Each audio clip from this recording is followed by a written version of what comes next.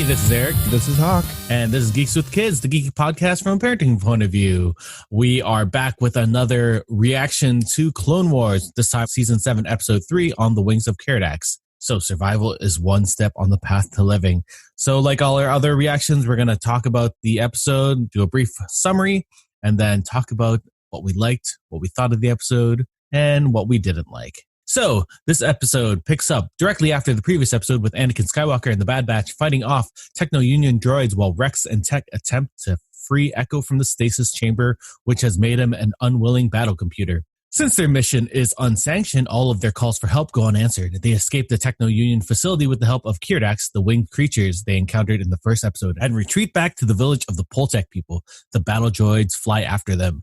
Anakin tries to convince the natives to help them fight the Techno Union, but their chief is angered because their promise to keep the war away from the people is broken. It is only when Rex gives a speech warning them of what the Techno Union did to Echo with all of his cybernetic enhancements do they agree. With the ensuing battle, Anakin, the clones, and the Poletec people defeat the Techno Union. They depart the planet at the end of the episode with Rex apologizing to Echo for taking so long to find him. Hopefully, Rex muses, it'll just be like old times. To which Echo responds, yeah, just like old times. So what do you think of this episode, the third one of Season 7? Really good episode. Is a great way of rounding out this little trilogy of a story in that with their epic escape and their epic battle at the end. Yeah, I love these little mini movies that they've been doing this season. It's nice to, especially after the first couple seasons, which was so disjointed, to have these little arcs of story just play out. And it's really, really quite good. Any particular scenes you liked in this episode? Particular scenes. What did I like? Great battle at the end. I think we were discussing the droid design. It was fantastic seeing those that new style droid. I didn't really understand the last week with the extra attachments and the weird design and that. And the really thin, crickety type or stick bug like design. Exactly. And then you see in this episode what is actually the design entails in that. And it's a new flying droid. They fly now. They fly now? Star Wars. They're almost like a little mini, I'm not going to say TIE fighter, more like little mini X-Wings. They look like little Ewok gliders. That's what they are. That's what the droids look like, Ewok gliders. I really enjoyed this episode. We saw more of the personalities of the Bad Batch, especially with Tech trying to get Echo out of his chamber. It was wonderful. I loved them getting backed out on that little tube and then them calling for help with the Keeradaks. I thought that was a really neat sequence. It sort of reminded me of Avatar, but Star Wars-like. Yeah, I think Star Wars probably got there first. Yeah. The battle at the end was also quite good. The use of the Techno Union, the bigger droids and all of the little tank type things, it was really nice seeing those in use again after such a long time. As well, there's this whole idea of they have this idea of bringing in third parties that don't want to fight. This is a Star Wars idea that has constantly happened in Clone Wars, where there are these people, they're like, nope, we don't want to fight. And then all of a sudden they get pulled into this battle because of, war affects everyone. What did you think of that? I love that because it's, they focus, this expanded universe in the Clone Wars is always focused on other forms of indigenous life. And this theme keeps coming up and that the galactic war between, the Republic, to which a lot of these species have never belonged and never even heard of, and that just keeps rolling into their backyard. And they have to balance out the goodwill between like these indigenous people because they're Jedi, versus like this droid army, which always comes and just basically takes and just does what it wants. Mm-hmm. This episode also had a very interesting theme. We were talking about this off mic, and it's something that I felt like Star Wars, at least the original trilogy and the prequel trilogy, always focused on, or at least there's a main focus on it, and that's the idea of man versus machine. So there's this whole underlying issue with Echo being a cybernetic person, and in the original trilogy, there was always that battle in Darth Vader where he was either more man or more machine, and even Obi-Wan mentions that now he's more machine than man, and that's and there's more technology there than the actual soul of that person. But we find out, he was able to go over that robotic part of him and become a person and redeem himself at the end. And then in the Clone Wars, or at least in the prequel trilogy, we saw the whole idea of man versus machine quite literally, because we had the idea of the Republic being actual people up against the Separatists with their droid army. So there's literally man versus machine there. We didn't quite get that idea in the sequel trilogy, at least not that I could think of, unless we sort of think of the clone thing in the last one, but of Palpatine, but it didn't sort of overarch the whole trilogy. No. So it's not really a thing. In the original trilogy, there was always the interplay in that between, like, you know, man and machine with the droids and every little species that they met. But between man and droids and that, you know, with the droids had personality in that, but, you know, they were very, at the core, they were always, you know, just tools, very simple tools. And, you know, they were sort of their friends, but at the same time, I never forgot they were kind of tools. And you sort of get that idea in this episode. Like, is Echo more person than tool? The Techno Union definitely used them as a tool. And I wonder, there was that look that Echo gave at the end when he said, yeah, just like old times. Like, maybe they can't really go back because he's partially machine, and I don't think people will take him the same way. Like, people won't react to him the same way.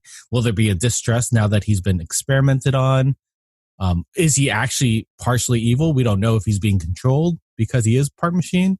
Thoughts? Right. I think his role in life has definitely changed. You know, he's kind of transformed from a one tool, a soldier in the clone army, into literally a mechanical tool. We understand that he could be a very valuable tool in that now for the Republic, since all of the schematics and database designs for the Techno Union armies, war plans are in his head.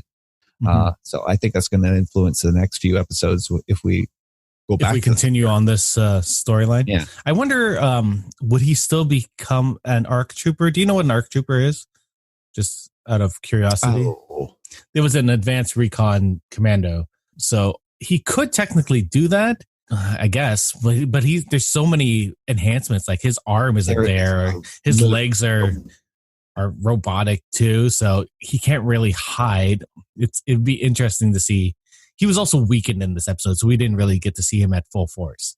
Sure, he seemed to rally pretty quickly in that, especially when I got on the back of the Keeradak, and that he was definitely feeling his old kind of clone trooper glories and that. But there's no getting around it. There are so many cybernetic interfaces with him now, and that his mind, most of his limbs, and that he's literally a tool.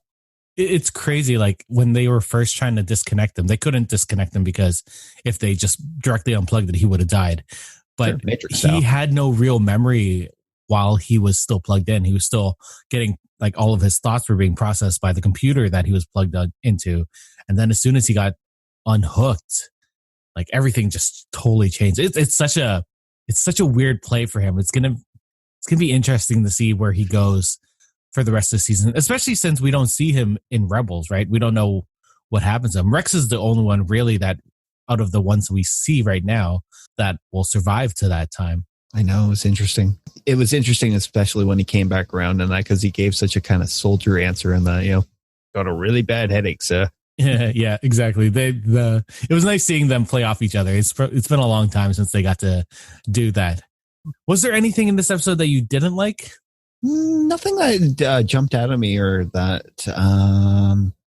No, I can't think of anything I strongly disagree with, or was like, "Ooh, why did they do that with this episode?" No, it was just it was a good, solid, end to this little episode arc. It moves us on into new stories, which I'm really excited about. When I watched it, there was a bit of a rushed feeling. Like, I know this is the third act of a 3-part episode arc, so I wonder how this will feel once I actually watch it all one after another. Like, there's always that movement, and this one really felt like it was flying. That's my only complaint, really. Like, it didn't really have a chance to pause. Maybe they rushed a bit to get to the end. Especially, it's exactly. There were a couple nice moments, like especially the end where Echo and Rex are talking, but we don't really see anything from Anakin. Not really. We don't see anything from the other clone troopers. Not really. We all have a little moment, but not nothing. We do learn that Wrecker gets nauseous at heights. Yeah, well, we learned that earlier, right? It doesn't like, and it's a fun joke that they keep bringing up. So where do you think this season is headed next? Now that this story is completed? Ooh, anywhere Ahsoka leads, I'm all in because I'm dying to see her return. I hope next week is when we see her come back, and that's what I'm just sitting here waiting for her to show up. My favorite Star Wars character. I just want her back.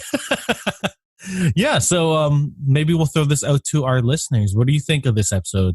Why don't you send us an email, contact us on social media, or if you're on YouTube, write a comment down below, give us a thumbs up. That'd be lovely. Thanks, Hawk, for coming on. I look forward to talk to you next week for more Star Wars and more Star Trek Picard. If you haven't checked that out, the episode is just right before this one. And don't forget, right around the corner in that, I believe it's April or March 15th, Eric and I are going to be doing a quickie review after each episode of Westworld. Oh, there's going to be lots of episodes. And I love it because I love TV. We got to figure out some other ones. I want to do, we got to do Witcher one when that comes back. And who knows? Lock and Key. Yes. Ooh, I'd love to do one on The Outsider. Yeah. Or even Devs. Devs is coming out soon. Yes, Alex Garland. Yeah. Anyway, thank you guys for coming on. Thank you for listening. And we will talk to you soon. Goodbye. Bye. Well, that's it for us this week on Geeks with Kids. If you want to get a hold of us, you can send us an email at podcast@geekswithkids.ca. And don't forget to like us on Facebook at facebook.com/geekswithkids. Follow us on Twitter at geekswithkidscn. Check out our pics on Instagram at geekswithkids. And you can find all of this good stuff on our website at www.geekswithkids.ca. So if you like what you hear, why don't you hit that subscribe button and leave us a comment. This podcast can be found on iTunes, Spotify, Google Play, Stitcher, YouTube, and your favorite podcasting app. Thanks again for listening, and we'll see you next time.